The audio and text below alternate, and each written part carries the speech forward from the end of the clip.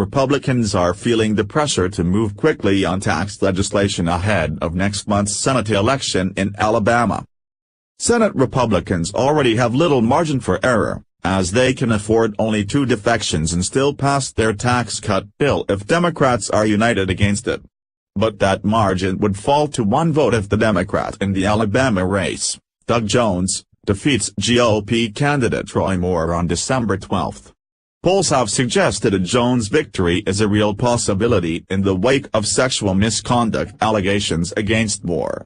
An Alabama election official on Friday said the winner of the race could be seated as early as December 26, giving Republicans a short window for action. Republicans had already talked of getting a bill to President Trump's desk by Christmas, and that deadline appears even more critical now, likely forcing a furious push in December. They've got to find a way to get to 50 votes on a tax bill as fast as possible, said Republican strategist Ford O'Connell. The House has already passed its version of the tax bill. Senate Majority Leader Mitch McConnell, RK, is planning to start floor consideration of the upper chamber bills next week, when senators return from the Thanksgiving recess. Looming over the push is Alabama's special election, which pits Moore, a former Alabama Supreme Court Chief Justice, against Jones, a former U.S. attorney. The winner of the election will succeed Senator Luther Strange, R. Alabama, who was appointed to the seat after Jeff Sessions became Attorney General. Strange is expected to vote yes on the tax bill. Jones, on the other hand, would likely join other Democrats in voting against the tax legislation, cutting the number of GOP senators who can oppose it to 1. He signaled his opposition to the measure at a rally in October. "What I see now troubles me a lot.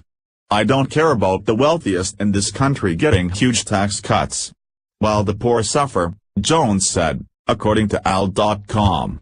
White House aide Kellyanne Conway noted Jones's opposition to the tax bill in a Fox News interview on Monday. "Doug Jones in Alabama, folks, don't be fooled. He'll be a vote against tax cuts," she said.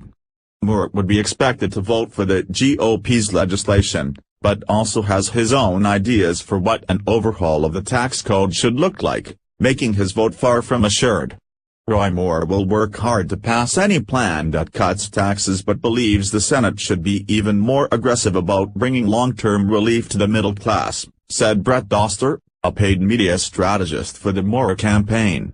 He wants a national sales tax system that will equitably spread the overall burden, eliminate the IRS, and help make America the most competitive economy in the world.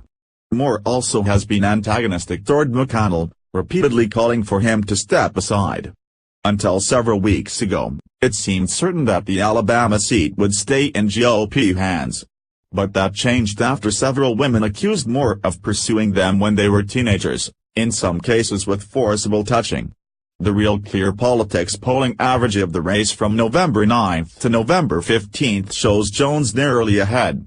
The scandal that rocked Alabama has really put Republicans and their tax bill in very difficult situation because we may actually have a Democrat coming from Alabama, said one GOP strategist who asked not to be named. The Alabama Senate race only adds to the sense of urgency that Republicans feel on taxes following their failure earlier this year to repeal Obamacare. They want to be able to deliver a major legislative victory ahead of the midterm elections, and they also argue that their tax bills would help to boost the economy and increase job and wage growth. There is a widely held sense of necessity on tax reform, the strategist said. GOP lawmakers and their staffs are working to keep McConnell's timetable on the Senate's tax bill. The Senate Finance Committee approved the measure last week on a party-line vote and is working to turn its plain English proposal into legislative text. Still, turning the bill into law will be no small task. One GOP senator, Ron Johnson, R.W.I.S., has come out against the bill in its current form, saying it helps corporations more than other businesses, though he told a Wisconsin radio station on Monday that he's encouraged by the cooperation he's getting from the Finance Committee. Several other senators have raised concerns about the bill's repeal of Obamacare's individual mandate and its impact on the debt. If the Senate passes a bill, it will still have to be reconciled with the bill approved by the House.